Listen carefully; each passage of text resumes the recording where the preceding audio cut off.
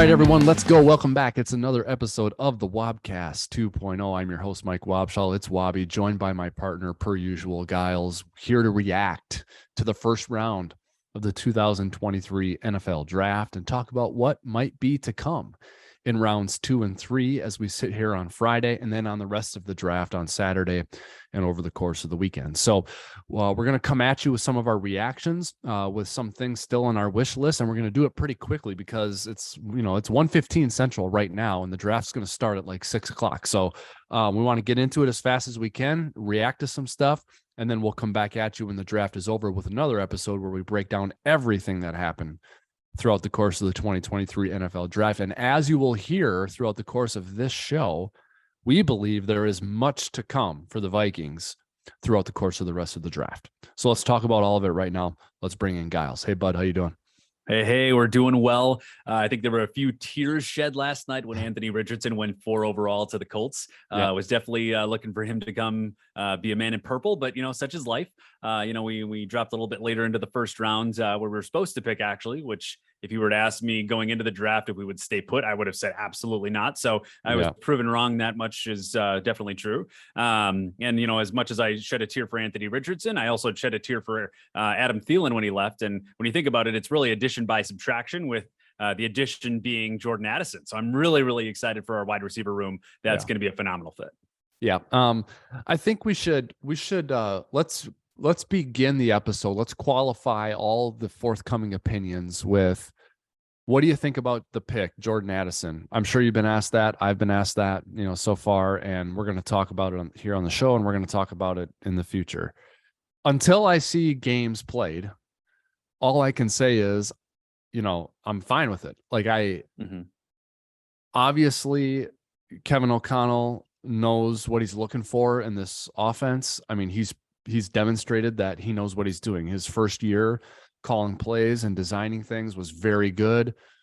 Justin Jefferson, for my money, is the best or second best receiver in the NFL. I don't know how you could dispute that. So if you're Kwesi and Kevin O'Connell comes to you and says, I'm cool with this guy, okay, like, I put him on the list. So right. And I think that's what happened. I think that Jordan Addison, I don't know what number receiver he was for Kevin O'Connell, but probably one of his top, 2 or 3. So if not number 1. So I'm good with that.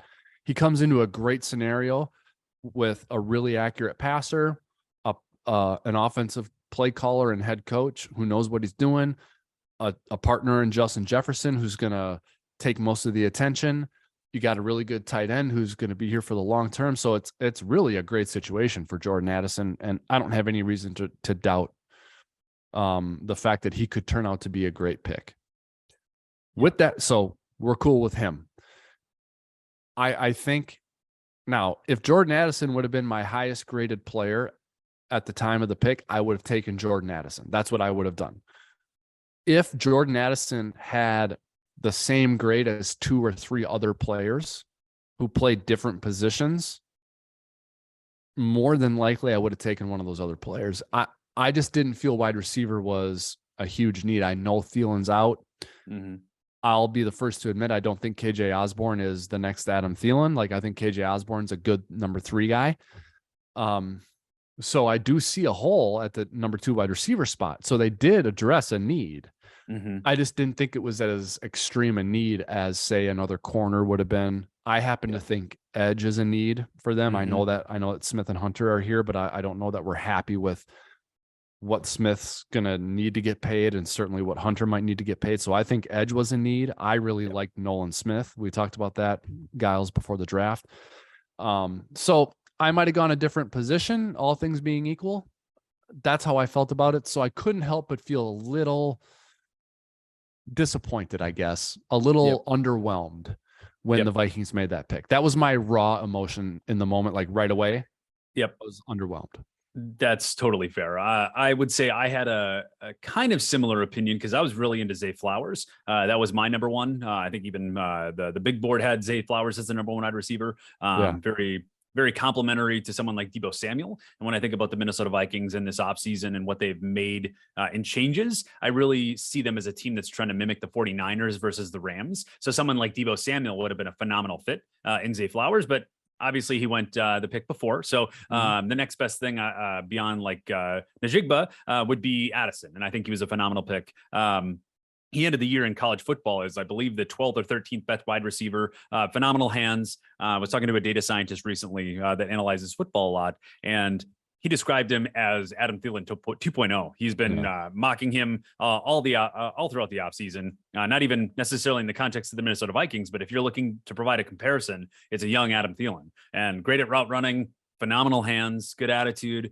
So if you can really get that out of Jordan Addison, I think there's really some tremendous upside here. And when you think about positional value here, although I don't disagree in terms of the other more immediate needs on the team, I think this was the one position that they thought they could attack both the short term and the long term, because after next year, we only have 2 wide receivers under contract, assuming, well, now we picked up the 5th-year option for Justin Jefferson. You only have Jalen Nailor and Justin Jefferson on the roster. So after this next season, wide receiver becomes a low-key need. So I think they were looking to say, how can we improve this year, but also improve next year, versus sometimes a cornerback, for example, takes a year or 2 to develop. Yep. And that's not as necessarily as immediate of a need or immediate of an impact as something that Jordan Addison could help out with.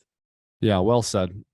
And you said something that prompted a thought here, and it was that if you were to in a cluster, if you were to stack the high end receivers in this class, you would have put Zay Flowers ahead of Addison and ahead of everyone. You would have had him number 1. Yeah.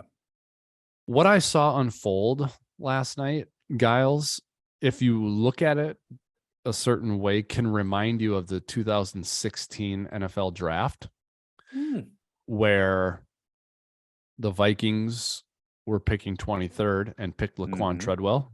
Yep. The Texans at 21 took Will Fuller. Yep. The Redskins at the Commanders at 22 took Doxson, and then the Vikings took Treadwell. Right now, none of those guys really panned out. I think Fuller was the best of that 3, and then injuries plagued his career.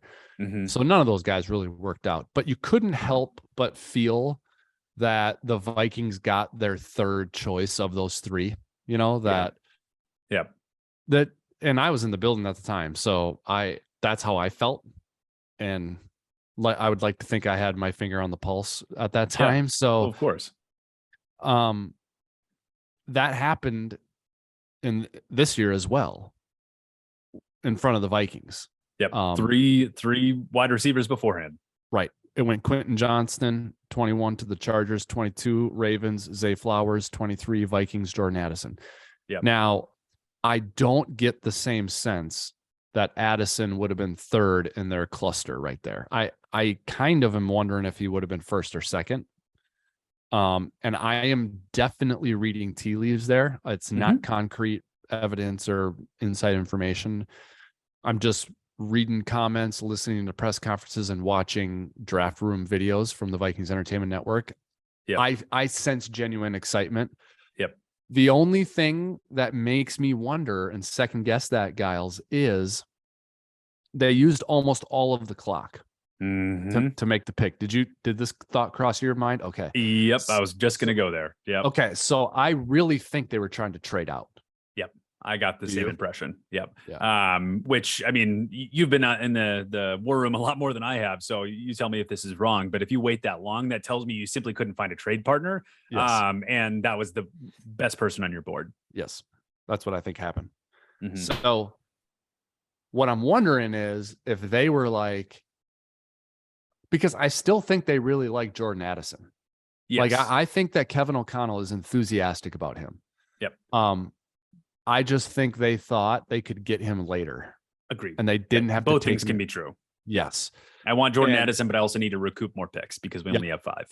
And also, we don't love him so much that we won't take the reward of trading back, which is more picks, with the risk of losing him. Like we're okay with losing him and taking a guy at a different position. I think that's how they felt about him. So, you know, and we expressed our opinions on what we thought was going to happen before the draft started, just with each other privately. And I said, I think that they're going to trade back. And I even got specific on how I thought it would happen. You know, I thought they would move back with the Giants and then move back with the Saints. Yep. And what I thought would happen right behind the Vikings did happen. The Giants took a corner.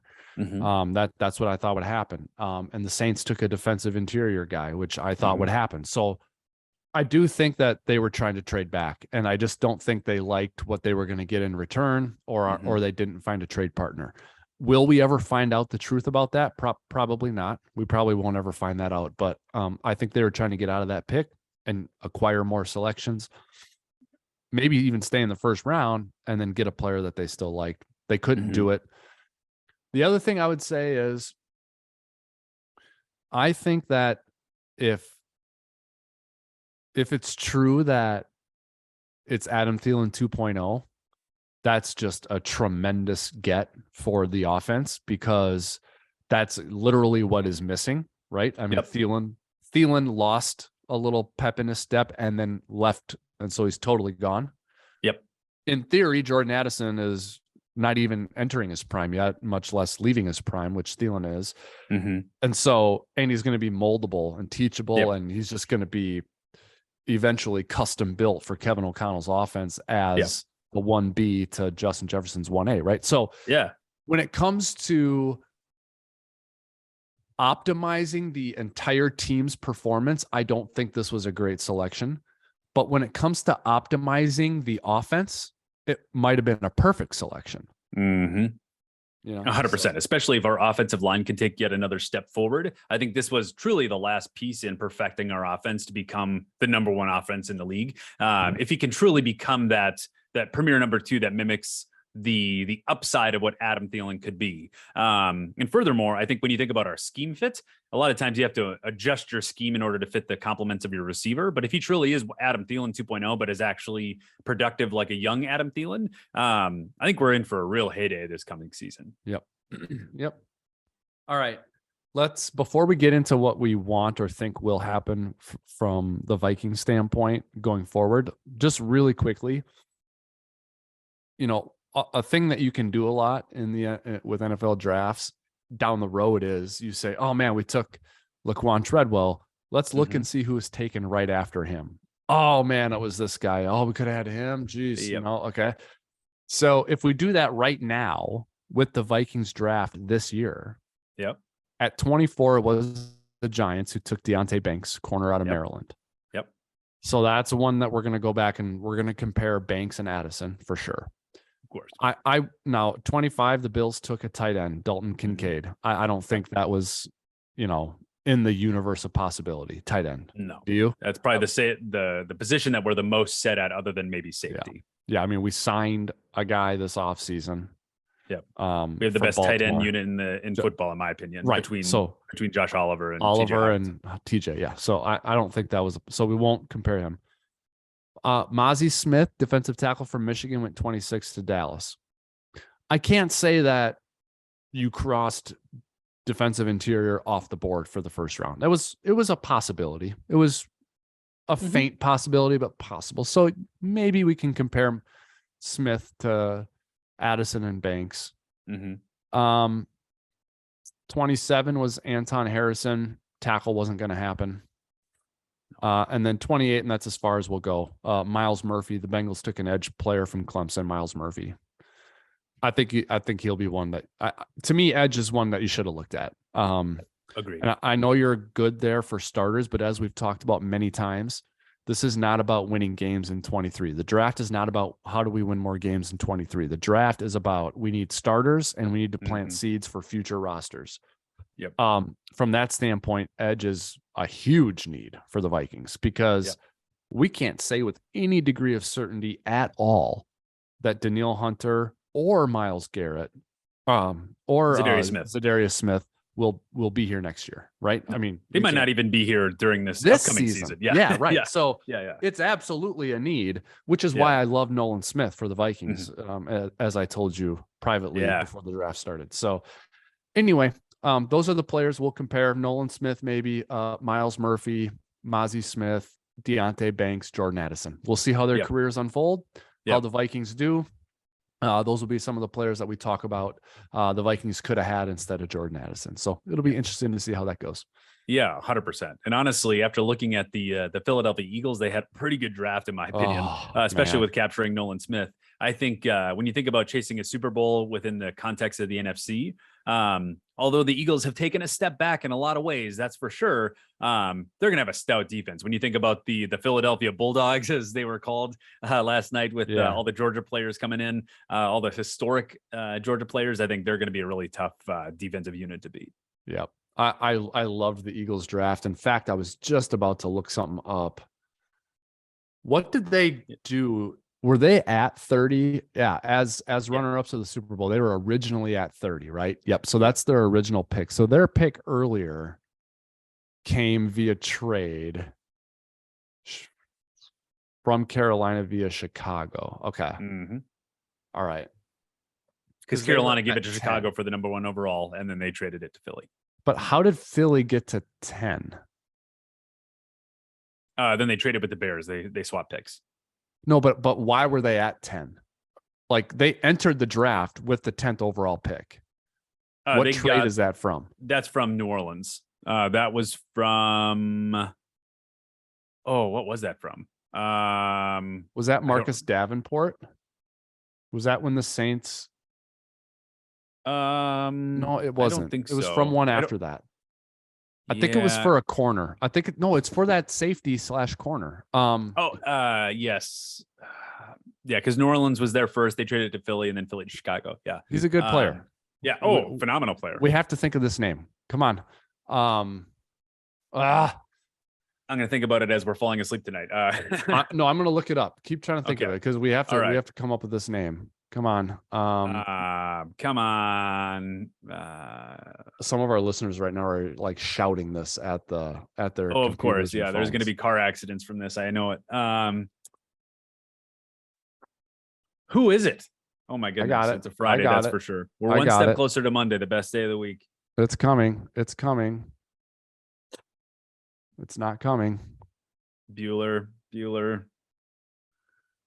All I know is that they got Jalen Carter, the Eagles, pick 9, and that is another phenomenal pick. If I could pick in a vacuum for a defensive tackle, Jalen Carter is the guy. So we talked a little bit about before, but yeah, and I think what I would be interested to know on Jalen Carter, Gyles, is, was the off-field incident something that caused him to slide quite a bit? Potentially all the way to 9, because I think he was a top 5 prospect. I do too. Or were teams Chauncey Gardner? Is that the trade? Was that the trade? Chauncey? Yeah, maybe that's what it was. Chauncey Gardner Johnson. Yeah, that was it. Okay, so that's the name we're trying to think of. Yep. So that, I mean, that. To be honest, I thought the Seahawks were going to pick him at 5, and then when they went Devin Witherspoon from Illinois, the cornerback, that really, I think that caused Jalen Carter to slide, because the rest of the picks were a little more offensive focused between the Cardinals and the Falcons. Yep. The Falcons drafting Bijan Robinson was also a little bit out of left field, but it was a bit high for a running back in my opinion. But I guess time will tell. The Eagles' first round was so good. A+ grade. Period. So good. I really like the Texans too. I think they gave up a little bit too much to get Will Anderson, but I think there's a chance that Will Anderson will be the best edge rusher in football day 1. Yeah. There is a chance that happens. I love it. I mean, they got the quarterback they liked. They got maybe the best defensive player in the draft. It's first year with DeMeco Ryans. And the thing about picks is, when draft picks have the most value to you is February, March, and April, but like in October and November, you want players. Correct. You know what I mean? Want production. And so because it's a quarterback and edge, it doesn't bother me that the Texans gave up 1st and 3rd round picks in the future, because 2 of the most valuable positions in football. Yeah. When you think about dollars spent. Yeah, for sure. If you're good. Yep. All right. So those are some of our thoughts on the first round, Vikings and NFL related.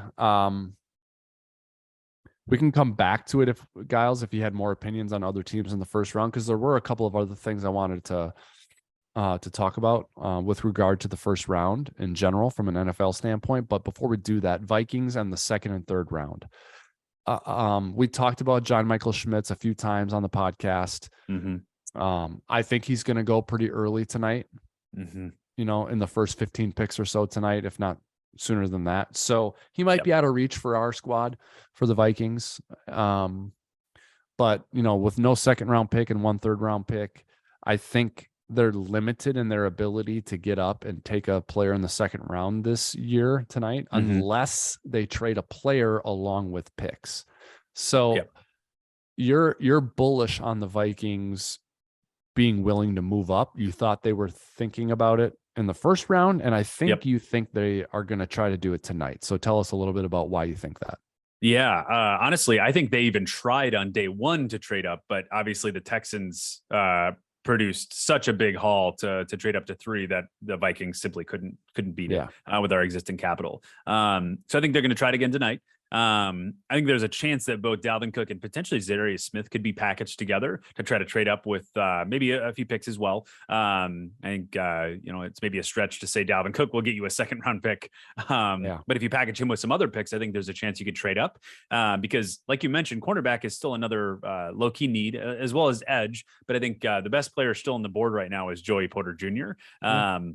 So that's where I think there's a pretty high chance that they at least make some calls to be able to trade a few players, get them off your books for people that are unhappy, people that are highly paid, and trade up to go get Joey Porter Jr. to get a cornerback in the room because we need people in those spots. I think there's a chance that for the rest of this draft, we draft defensively. As much as I would love John Michael Schmitz, the fact that we've re-signed Garrett Bradbury, I think reduces that chance to a pretty low percentage. Unfortunately, it is what it is. Some word I'm hearing on the street though is someone that hasn't been mentioned a lot, and that's Ezra Cleveland, our left guard. He's on the last year of his rookie deal. There's a chance that he could get traded away. If that does happen, I think there's a chance that maybe we trade. I don't know if John Michael Schmitz could be a guard or if Garrett Bradbury could be pushed to guard and then you draft John Michael Schmitz. But if that happens, I think then there's a chance that some things can move. But if you operate with the belief that they're not going to give him a second contract, if they think he's good, not great, and don't want to pay him top dollar, then I think there's a chance that offensive guard could be in play. Okay, interesting.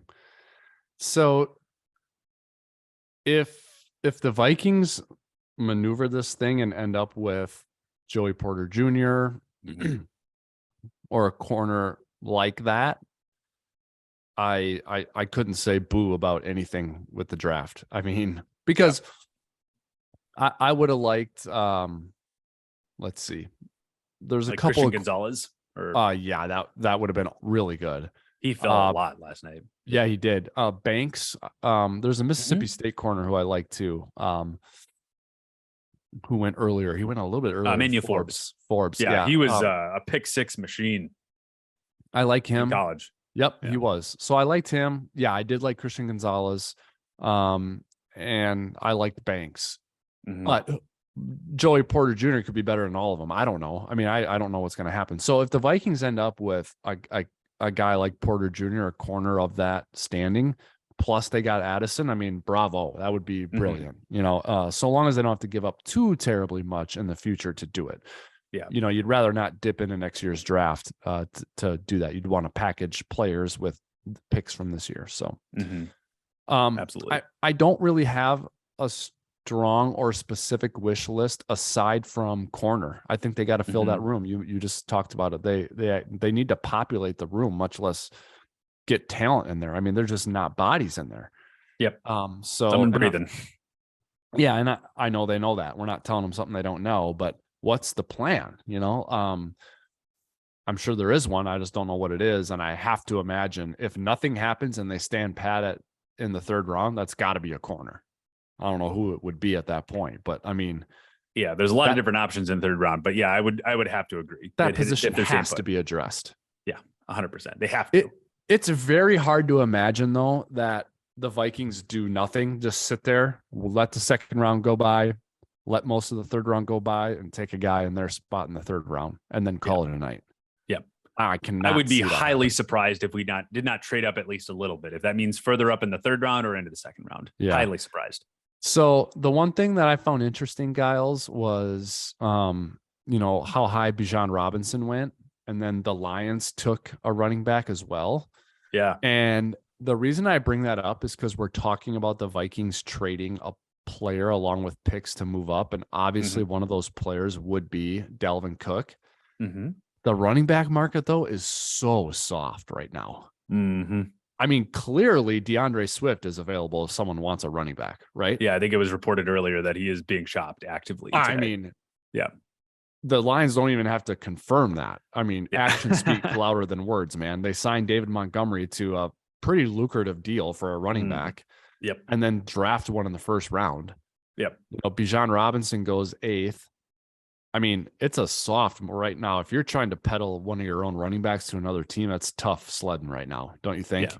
Oh, 100%. Now, I do think that Dalvin Cook is a better player than DeAndre Swift. So if you're looking at output potentially, I think Dalvin Cook is, even from a business standpoint and driving sales for your team, Dalvin Cook is a household name, even in a non-Minnesota format. So I think there is something to be said about that. Yep. But I agree. It's a very, very soft market. But I think even on top of that, when you look at the Detroit Lions, that's a really interesting strategy here. They're really going heavy with the run game. I mean, we've said it before. I'll say it again. I think going into this season, they'll have the best offensive line in football. So when you have two premier backs and a great offensive line, they're going to be a real tough cookie to crack here and to stop coming 2022 or 2023 rather.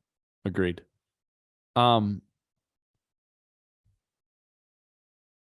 We didn't talk about Will Levis. I don't think either one of us very high on him. Not at all. I truly was not surprised to see him fall. And I can say that with honesty because I am watching and listening to the draft, and like CJ Stroud was the projected number 1 pick for a long time. And then just out of thin air, it became Bryce Young, and CJ Stroud became the 2nd pick for a long time. And then there's just a lot of weird late steam that caused CJ Stroud to fall. And people are talking about Will Levis ahead of him and maybe Anthony Richardson ahead of him. And I'm just like, what happened? Because the last time I saw CJ Stroud play, he was shredding the Georgia Bulldogs. Yep. Which is no small feat. They're all in the NFL now, by the way. The Georgia Bulldogs. Yep. And CJ Stroud, threw for like 350 yards and 4 touchdowns against them. Yeah, he's a dude. And now he's not going to. And so when the Texans took him 2nd, I was like, thank you. There's need some validation here. Yes. Yeah. I'm like, that, of course. Like, why would we come off of that opinion? I don't know where Will Levis is going to go, man. And so, and so what further, and I'm sticking with the Lions here, getting to my point. What further validated our thoughts on Will Levis was that the Lions didn't take him. They had 2 picks in the first round. And I don't think anyone thinks Jared Goff's going to be your guy for another 6, 7, or 8 years. He might even be your guy after next year. So like quarterback's the thing you should be thinking about. Absolutely. I mean, you have arguably one of the best rosters in the NFL, and the quarterback is the one piece that's not in a perfect position. Yes. And they didn't even sniff a quarterback. In fact, they had 2 picks and didn't take one. So they must have hated the quarterbacks in this draft. Correct. Right? I mean, they must have. Yep. So I wouldn't touch Will Levis in the 2nd round. I might take a flyer on him in the 3rd if I was a team who had a starter, but I think Levis keeps sliding. Yep. I also think they tremendously reach for Jamar Gibbs from Alabama, but that's my opinion. Me too. Okay. So I agree with you, Gyles, and you over the long haul, draft after draft after draft, round after round after round, pick after pick after pick. The way to get value is to take guys where they should go. If you reach up too often, I mean, over time, you lose capital. However, if you are really convicted about a player, I like going up and getting them, So I think there's got to be some level of respect to give them where it's like, you are convicted about this player and you went and got him. Because it's like, if he ends up being the next Barry Sanders and you're like, yeah, we didn't take Barry Sanders because it was just 4 picks too early or 20 picks too early. Like, what are we doing here? We got to see the forest through the trees here. That's very true. So I agree with you on that. But I mean, they took a linebacker at 18 instead of, a quarterback instead of Will Levis. So they have to hate Will Levis. But I thought the Lions were a sneaky candidate for a quarterback this year, and they didn't want anything to do with it. So it makes me question how good the quarterbacks are in this class. Agreed. They might not be very good. So I still think there's a chance that one of those teams could draft Will Levis in the second or third round, more than likely the third round. But I think it's still an indictment on his play that you were not worthy of a first round grade, that we were willing to lose you in the process. Yeah. We might take you as a backup, give you a flyer, but we're definitely not willing to give you the competence of a first round pick. So you know what? That's an interesting opinion, Gyles, because I even said maybe a team comes up in the second or third round who's got a starter, but take a flyer on them. The Lions are a team like that. Are that? Yeah. Yeah, they're definitely that. Where if Will Levis goes Demetrius Underwood on it and doesn't even show up for camp, you're fine because you got Goff. Fine. Yeah, correct. yeah, Yep. So now, do you know who else is in that position? The Green Bay Packers. Oh, yeah. I thought they were a low key route for a quarterback, but that's a whole nother conversation. Interesting. I agree with you. On that. They are definitely that. Now, in that scenario, we talked about this with Cousins. You got to manage the relationship with your quarterback the right way. So if you're going to do that, you got to let your quarterback know, I think. Yeah.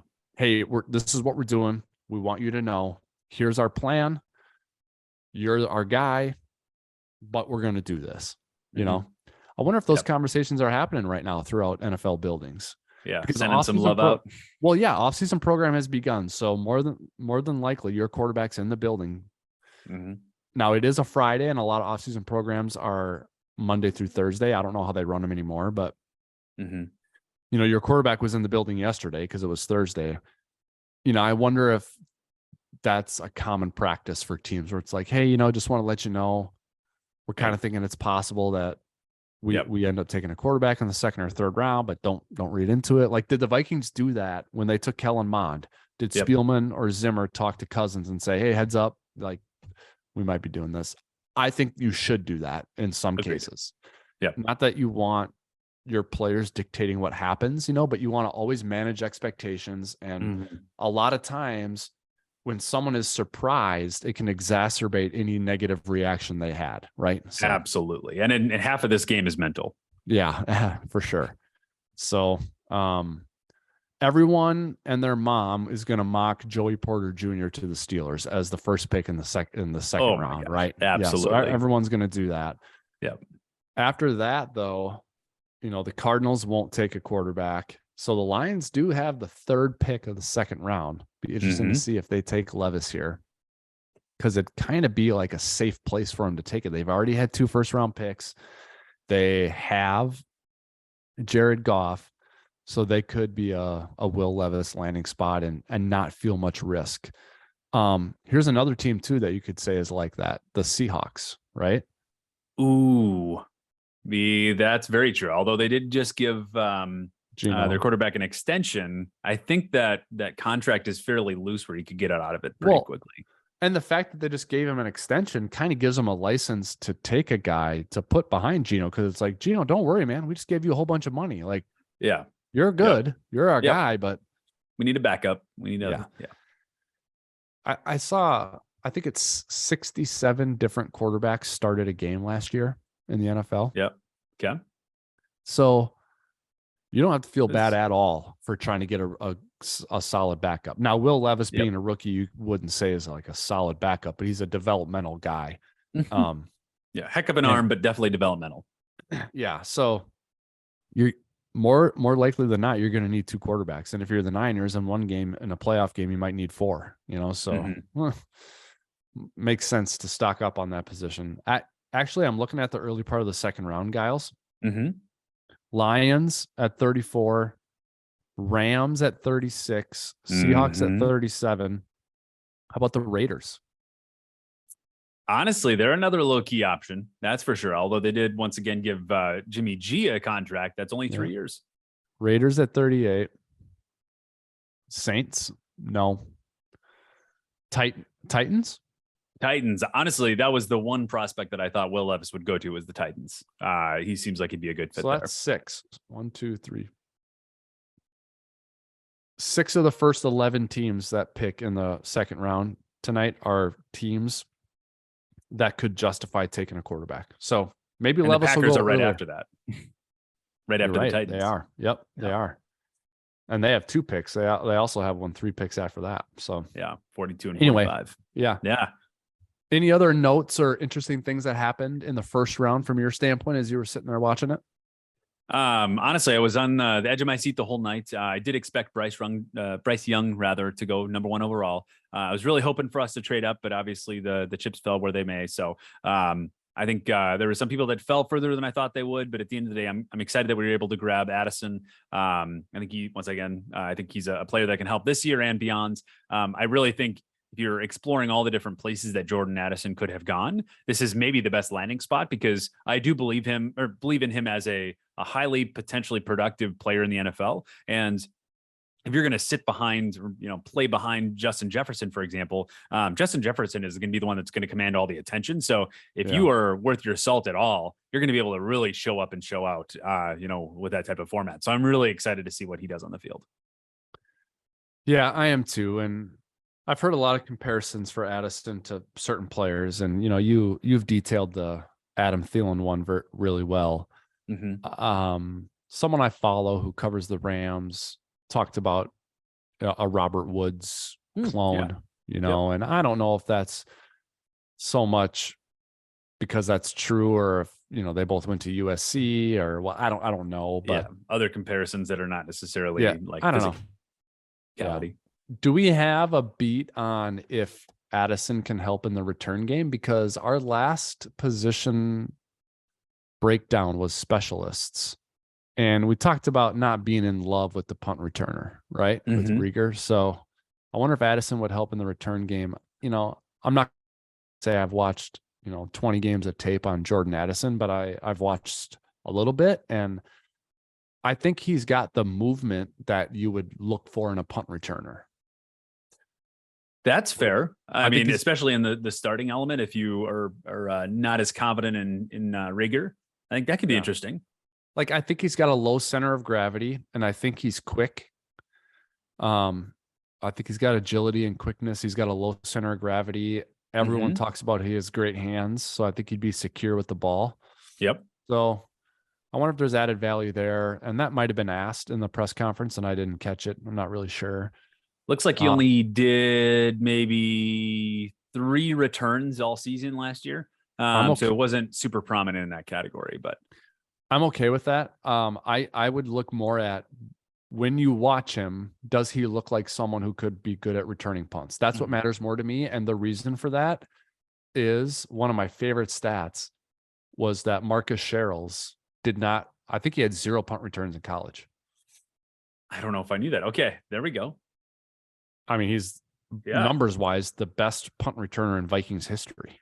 Yeah, absolutely. Hands down. So I think it matters more what their skill set than it does did they do it in college or not. So correct. Yeah. I like that. Anyway, I think it's a good way to sort of wrap up the show today, is to reiterate, like, we're not hating on Jordan Addison at all. Very good chance that he's a productive player in this offense and he helps the offense improve or get better. I just came away thinking I rather would have seen him get an edge guy, and I rather would have seen him get a corner. I'll be honest and say that maybe there's a little bit of pride and prediction where Nolan Smith was still on the board. And I was kind of like, he was kind of a guy I had pegged for the Vikings. So when the name popped up and it wasn't Nolan Smith, I was like, could have had my guy, my prediction. Yeah. We'll see. But we'll get him on his second contract. Maybe. Yeah, maybe we can do that. But the Jordan Addison pick, look, I mean, fans love offense. They love receivers. I think they're going to love this guy. I think there's going to be lots of talk about the potential of Addison and Jefferson together and what could that mean, and throw Hawkinson into it, and good luck NFL defenses. So we're going to hear a lot of that hyperbole and a lot of that talk, and we can't discount that until we see games and don't like what we see. So until then, I think it's fair to be optimistic about the pick of Jordan Addison for the Vikings. Yeah, agreed. I'm really, really excited. 2023 is going to be a phenomenal year. Yeah, at least fun to watch. So you and I will be texting and watching the draft here tonight. I'm going to do so while I'm semi-distracted because I'm going to sneak to the Excel Energy Center and watch the Wild tonight. So I'll have one eye on the ice. Yeah, one eye on the ice, and I think we'll have one eye on the draft while that's going on. Dream scenario for you, Gyles. Lay it out. Be specific. Lay out the dream scenario for you for the Vikings in round 2/3. Yeah, I mean, honestly, if you can trade Dalvin Cook and Zadarius Smith to the Steelers, throw in a 3rd-round pick. You might have to throw in another, like maybe a 6th, and trade up to the second, the first pick of the 2nd round and grab Joey Porter Jr., where I think he's going to go. I think that'd be phenomenal. When you think about trying to improve the defense, he's the best player on the board right now, in my opinion, at this point in the draft. Joey Porter Jr. would be by far and away my absolute pick. So if you could go trade up, I think you'd solve 2 birds with 1 stone there, and really improve your team in multiple ways. Yeah, I think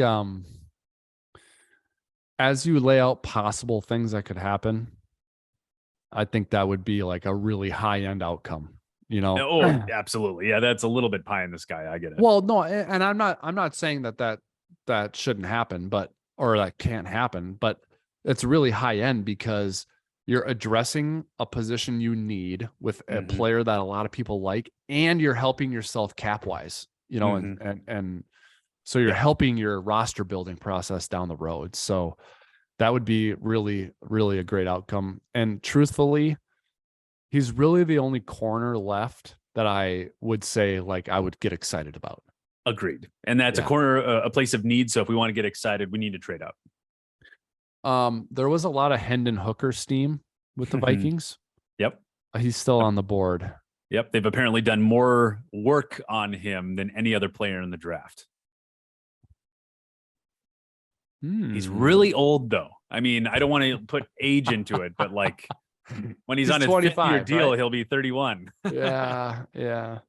So that's an interesting name to watch here because we're talking about Will Levis. Yep. All those teams we talked about as possible Will Levis teams are also possible Hendon Hooker teams, right? Yep. If he was 21, I think he would have been a 1st-round talent. Oh, really? Okay. I really do. And not necessarily top 5, but I think he would have been taken in the 1st round. And he was coming off an injury. Yeah. Honestly, my favorite player left after Joey Porter is John Michael Schmitz. That would be great. I mean, that would be a phenomenal pick. Much like the Chiefs in, what was that, 2019 when they drafted Creed Humphrey. He stepped in and was the best center in football, period. Drafted in the 2nd round. I mean, that would be a nice solution for us, especially, well, regardless of whether you keep Kirk Cousins or you draft someone new next year, having a great center is always a good investment. I know a lot of people think like, oh, just find a guy. But if you can have the best center in football, you're really putting yourself in a position to succeed. Agreed. Absolutely agree. And he's one of those guys who he can make people next to him better. Like if you're really good there, you don't have to be quite so good on one of the other sides. You know what I mean? Agreed. Yep. You give yourself a lot of flexibility. Yeah, I think so. All right. Well, more excitement to come here for Vikings fans and NFL fans with rounds 2 and 3 of the NFL draft happening tonight. So that's it for this episode of the Wobcast 2.0. Of course, we're going to be back early next week talking about the draft in its entirety. So we encourage you to stay tuned and look for that. To catch previous episodes of the Wobcast and future episodes of the Wobcast 2.0, you can do that the same way you do all your other favorite podcasts, Apple Podcasts, Google Play, Spotify, and we're on YouTube as well. Come find us on social media and enjoy rounds 2 and 3 of the draft tonight and the rest of the draft on Saturday. Gyles, always appreciate your work. I know that you're going to be glued to the TV tonight, so we'll go back and forth via text, I'm sure, and hopefully the Vikings end up with another good player or two, huh? Yep. Skol Vikings. All right. That's it for now. Until next time, I'm Wobby. He's Gyles. Skol Vikings.